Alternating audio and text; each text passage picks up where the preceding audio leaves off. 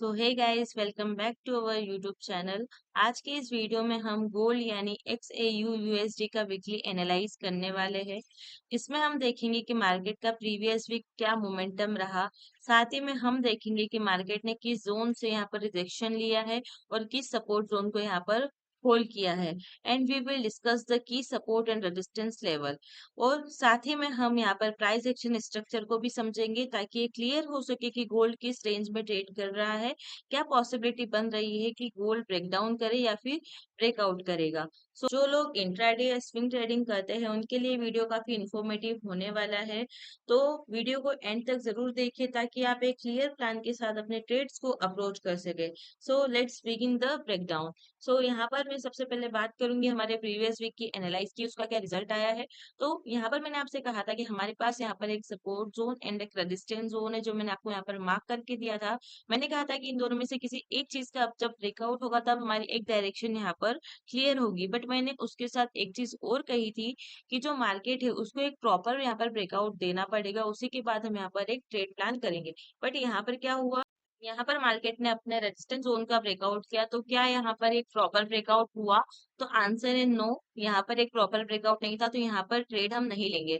And दूसरी चीज, मैंने आपसे कहा था कि मार्केट ने अपनी ट्रेंड लाइन के यहाँ पर ब्रेकआउट कर दिया है तो पॉसिबल है मार्केट अपने सपोर्ट जोन तक आ जाए। बट मार्केट ने क्या किया, यहाँ पर लोगों की लिक्विडिटी हर्न की, देन यहाँ पर अपसाइड आकर अपना रेजिस्टेंस जोन का ब्रेकआउट किया। And same as it is market यहाँ पर भी यही कर रहा है। ये एक प्रॉपर ब्रेकआउट नहीं है और जो लोग यहाँ पर इस ब्रेकआउट को देखकर ट्रेड लेंगे, मार्केट उनके यहाँ पर स्टॉप लॉस हिट करके लिक्विडिटी हंट कर लेगा। सो अब हम देखेंगे, ये सेटअप तो हम अब हटाते हैं। नेक्स्ट वीक का जो हम सेटअप है वो न्यू सेटअप है, तो उस पर मार्केट क्या रिएक्ट कर रहा है उसके पहले हम यहाँ पर देखेंगे डे टाइम फ्रेम पर। सो डे टाइम फ्रेम पर मार्केट यहाँ पर एक रेंज बाउंड है और देखा जाए तो मार्केट का एक अप ट्रेंड चल रहा है। एक प्रॉपर मार्केट यहाँ पर अप ट्रेंड को फॉलो कर रहा है काफी टाइम से। तो ये देखिए, यहाँ पर मार्केट एक higher highs and higher lows के फॉर्म में अपसाइड जा रहा है। और अगर मैं कैंडलस्टिक पैटर्न पर आऊं डायरेक्टली तो मार्केट यहाँ पर एक रेंज में है, मीन्स अभी मार्केट एक इंपॉर्टेंट नए रेजिस्टेंस लेवल पर यहाँ पर सस्टेन कर रहा है। ये देखिए, पिछली बार मार्केट ने यहाँ पर काफी अच्छे से रिजेक्शन दिया था और एक डाउन साइड का हमको बेरिश मोमेंटम दिखा। Same as it is second time भी यही किया, थर्ड टाइम भी मार्केट यहाँ पर ही सस्टेन कर रहा है। कैंडल इसी के डाउन साइड यहाँ पर मार्केट ने या फिर इसी रेजिस्टेंस लेवल पर मार्केट ने अपनी कैंडल को क्लोज किया है। सो यहाँ पर ये रेजिस्टेंस की बात हो गई। अब अगर मैं बात करूँ सपोर्ट जोन की, तो ये मेरे पास बहुत प्यारा से यहाँ पर सपोर्ट लेवल है। ये मैंने इसलिए यहाँ पर मार्क किया है क्योंकि अगर आप देखो तो यहाँ पर जो ये जोन है मार्केट का, ये प्रीवियस हाई था जो अब यहाँ पर डाउन साइड मोमेंटम दे रहा था। जब मार्केट ने इसका यहाँ पर ब्रेकआउट किया तो ये जो पहले रेजिस्टेंस था एज अ सपोर्ट यहाँ पर वर्क करने लग गया। तो डे टाइम फ्रेम पर हमारे पास यहाँ पर सिंपल सी एक चीज है, एक एनालाइज है कि मार्केट यहाँ पर एक रेंज बाउंडेड है, एक रेजिस्टेंस और सपोर्ट जोन के बीच में। तो यहाँ पर अगर हमें कोई डायरेक्शन मार्केट की चाहिए तो हमको एक चीज नेसेसरी है कि यहाँ पर ब्रेकआउट हो। जैसे अगर रेजिस्टेंस का ब्रेकआउट हो तो मार्केट बाई जाएगा, अगर सपोर्ट जोन का ब्रेकआउट होता है तो मार्केट सेल जाएगा। एंड जब तक मार्केट यहाँ पर क्या करेगा, साइडवेज रेंज को कंटिन्यू कर सकता है। तो ये डे टाइम फ्रेम की एनालाइज थी। अब यहाँ पर मैं ब्रेकआउट का क्यों बोल रही हूँ, उसका रीजन है जैसा कि मैंने आपको पहले भी बताया है कि जो मार्केट के प्रीवियस हाई लेवल से और ये मार्केट के हो गए प्रीवियस लो। अब यहाँ पर मार्केट एक higher highs and higher lows के फॉर्म में अब ट्रेंड को कंटिन्यू कर रहा है। सो लो पर जो मार्केट ने अपना एक बायर्स को यहाँ पर होल्ड किए हुए, मीन्स जब तक यहाँ पर कोई सपोर्ट जोन या फिर प्रीवियस लो का ब्रेक नहीं होता है मार्केट सेल नहीं जाएगा। And same as it is market ने अपने प्रीवियस हाई लेवल पर जो सेलर्स है उन्होंने अपनी प्राइस को होल्ड किया है। तो जब तक हमारा ये हाई ब्रेक नहीं होता है तब तक मार्केट एक न्यू हाई नहीं बनाने जाएगा। सेम जो यहाँ पर दोनों लेवल से यही इंपॉर्टेंट है, एक हमारे पास प्रीवियस हाई और दूसरा हमारे पास है हमारा प्रीवियस लो। तो यहाँ पर इन दोनों का यहाँ पर ब्रेक होना कंपलसरी है क्योंकि जो सेलर्स है और जो बायर्स है उन दोनों ने अपनी अपनी प्राइस को यहाँ पर होल्ड किया है। एक फाइट चल रही है, तो जिस साइड भी ब्रेकआउट होगा मार्केट अपनी डायरेक्शन उसी साइड कंटिन्यू करेगा। सो ये तो हो गई डे की। अब हम आ जाते हैं वीक टाइम फ्रेम पर। एंड उससे पहले आई होप आपको ये क्लियर होगा कि जो प्रीवियस हाई है वहां पर सेलर्स ने अपनी प्राइस होल्ड की है एंड जो प्रीवियस लो है वहां पर जो बायर्स अपनी प्राइस को होल्ड किए होते हैं। एंड अगर वो ब्रेकआउट हो जाता है तो अपनी प्राइस को खो देते हैं और मार्केट का जो ट्रेंड है वो चेंज हो जाता है शॉर्ट टाइम के लिए। वो डिपेंड करता है कि मार्केट में कौन सी टाइम फ्रेम ओपन है। अब यहाँ पर वीकली टाइम फ्रेम पर हमारे पास अलग लेवल्स है रेजिस्टेंस के लिए, क्योंकि यहाँ पर का जो सिनेरियो है, जो ऑल ओवर स्ट्रक्चर है मार्केट का, वो यहाँ पर डिफरेंट है। अब यहाँ पर जैसे कि जो प्रीवियस लो था, वो जो सपोर्ट है वो यहाँ पर सेम है, बट जो अपने पास मार्केट का रेजिस्टेंस जोन था, अगर मैं वीक को या फिर जो कैंडल की शेडो होती है, अगर उसको मैं यहाँ पर नोटिस नहीं करूँ, उसको अगर मैं पॉइंट ना करूँ, तो जो मार्केट का बॉडी है, सिर्फ कैंडल्स की बॉडी, उसी को अगर मैंने यहाँ पर मार्क किया है, तो जो कैंडल क्लोजिंग हुई है लास्ट वीक, जो हमारा अभी ये प्रीवियस वीक था, उसकी कैंडल ने यहाँ पर अपसाइड ब्रेकआउट दिया है। सो यहाँ पर जो ये ब्रेकआउट है, ये काफी प्रॉपर एक ब्रेकआउट है विद वॉल्यूम। मार्केट ने काफी अच्छे से यहाँ पर एक रेंज बनाई थी, मार्केट ने एक लिक्विडिटी यहाँ पर फॉर्म की थी, देन मार्केट ने एक अपने डायरेक्शन को यहाँ पर क्लियर किया बाय साइड ब्रेकआउट देके। मीन्स अब मार्केट यहाँ से बाय रह सकता है, या तो डायरेक्टली यहीं से बाय अपनी इस ब्रेकआउट कैंडल के भी हाई का ब्रेकआउट करके मार्केट यहाँ से हाई जा सकता है, या फिर मार्केट डाउन साइड आए, अपने इस जोन का एक बार रिटेस्ट करे और अगेन यहाँ से मार्केट अपने एक डायरेक्शन को बाय साइड कंटिन्यू करे। सो ये हो सकता है कि ये कंटिन्यूएशन ऑफ ट्रेंड भी। एंड ये तो वीकली हो गया, हमने डे पे समझ लिया, वीक पे समझ लिया है कि जो डे टाइम फ्रेम पर मार्केट ने अपनी रेंज का ब्रेकआउट नहीं किया है। वीक टाइम फ्रेम पर मार्केट का जो स्ट्रक्चर मुझे बुलिश शो हो रहा है, क्योंकि यहाँ पर मार्केट ने अपनी जो एक रेंज फॉर्म की थी, अपने रेजिस्टेंस जोन का यहाँ पर मार्केट ने ब्रेकआउट किया है। अब हम देखते हैं S4 के टाइम फ्रेम। सो S4 पे अगर मैंने देखा है यहाँ पर, तो मैंने ऑलरेडी आपके लिए यहाँ पर मार्क करके रखा हुआ है। मार्केट एक पैरेलल चैनल को फॉलो कर रहा है, काफी प्यारे तरीके से मार्केट ने यहाँ पर उसकी रिस्पेक्ट की है। अगर आपको यहाँ पर स्क्रीन पर अब शो हो रहा होगा कि मार्केट ने यहाँ पर क्या किया है, अपनी चैनल की जो अपर ट्रेंड लाइन है उसका काफी अच्छे से रिस्पेक्ट किया, फिर सपोर्ट भी लिया डाउन साइड की ट्रेंड लाइन का।